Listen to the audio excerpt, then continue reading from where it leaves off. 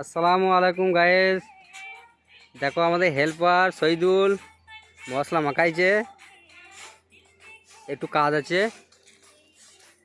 পেন্থামান্না কলেজে আমরা কাজ করছি। দেখো কাজ শেষের দিকে আর একদিন কাজ আছে, তোমাদেরকে দেখাইছি। অনেকটা বড় পাচ্ছি,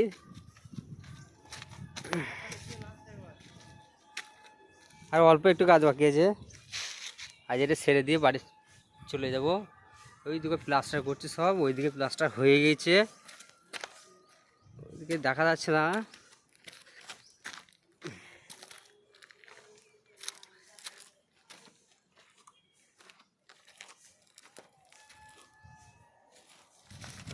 এই দেখো প্লাস্টারও শেষের দিকে।